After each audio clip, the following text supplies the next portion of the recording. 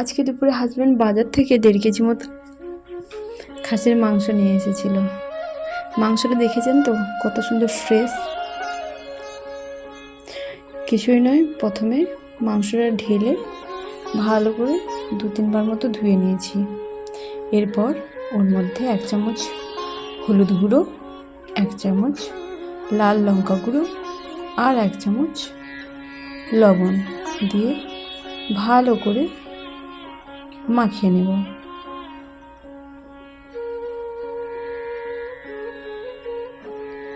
মাখিয়ে নেওয়ার পরে 30 মিনিটের জন্য ওটা সাইড করে রেখে দেব। এরপর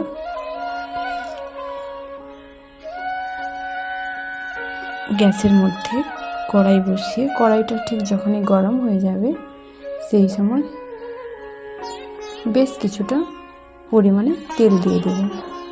তেল দেওয়ার পরে ওর মধ্যে কেটে রাখা আলুগুলো দিয়ে ওর মধ্যে সামান্য পরিমাণে লবণ দিয়ে ভেজে নেব।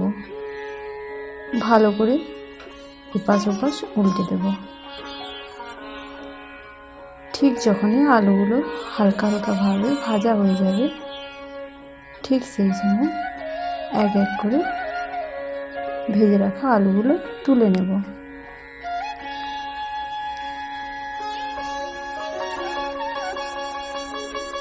এরপর ওই তেলের মধ্যে 1 চামচ হিং, সামান্য পরিমাণে গরম মশলা, গোটা গরম মশলা যার মধ্যে ছিল দারুচিনি, এলাচ, শুকনো লঙ্কা, লবঙ্গ, সামান্য পরিমাণে জিরে আর 2টো তেজপাতা হালকা হালকা লাল করে নেব। এরপর কুচিয়ে রাখা 3টে বড় সাইজের পেঁয়াজ দিয়ে দিতে হবে। দিয়ে দেওয়ার পরে পেঁয়াজটাকে ভাজতে থাকবো ঠিক তত সময় যত সময় না তার কালারটা ছাড়তে শুরু করছে তত সময়। আধা চামচ চিনি দেব। চিনি দেওয়ার পর মিক্সিং জারে রসুন কুচি, আদা কুচি, লঙ্কা আর 4-5টা মতো কাজু বাদাম পেস্ট করে নিয়ে ওর মধ্যে ঢেলে দেব। ঢেলে দেওয়ার পরে আবার কিছু সময় ভালো করে ওই পেস্টটাকে ভেজে নেব।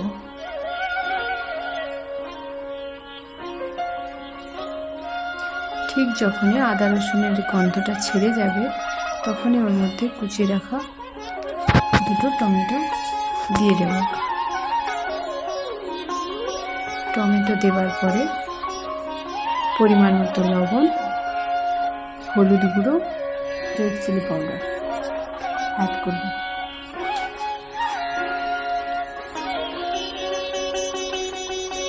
অ্যাড করার পরে আবার কিছু সময় নাড়াচাড়া করতে থাকবো যত সময় না মশলাটা খুব ভালো মতো তেল ছাড়তে শুরু করবে ঠিক তত সময়। দেখেছেন তো কত সুন্দর কালার ছাড়তে শুরু করেছে।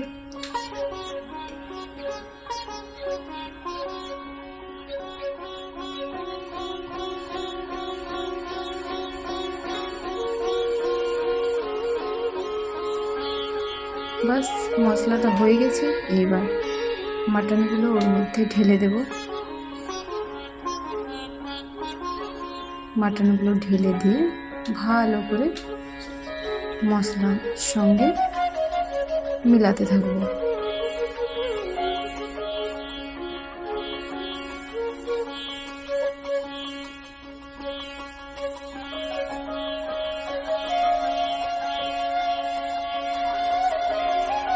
ঠিক যখনই মাটনের কালারটা ছেড়ে দেবে ঠিক সেই সময় ওর মধ্যে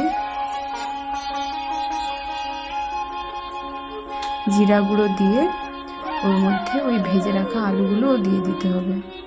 দিয়ে দেওয়ার পর আবার কিছু সময় নাড়াচাড়া করার পরে ওই মাটনের যে চর্বিগুলো ছিল ওইগুলো উপর থেকে দিয়ে আবার কিছু সময় নাড়াচাড়া করতে হবে ভালো করে।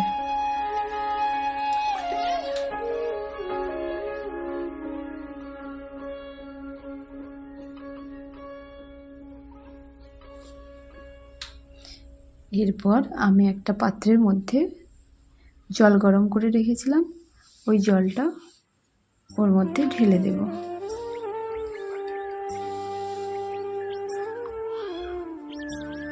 জল ঢেলে দেওয়ার 1 মিনিট পর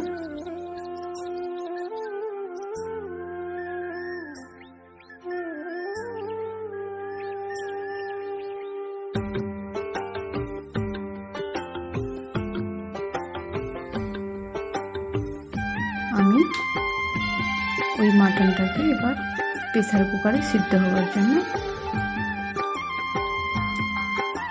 এক এক করে তুলে নেব।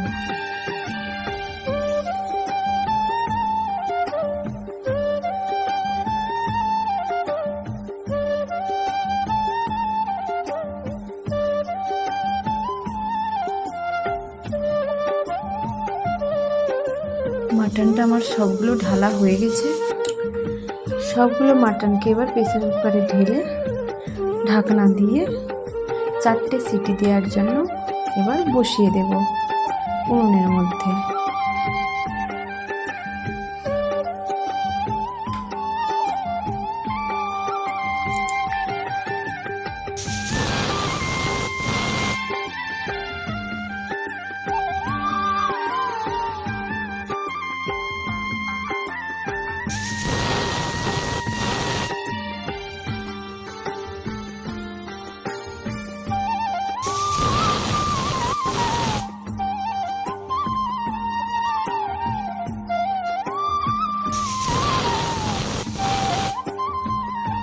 চারটে সিটি পড়ার পর কুকার থেকে ঢেলে ওই কড়াইতে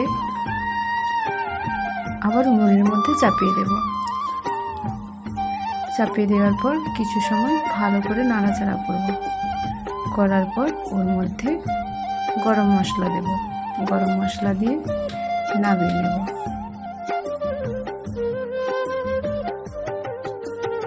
এরপর পরিবারের সবার সঙ্গে মজা করেই খেয়েছি।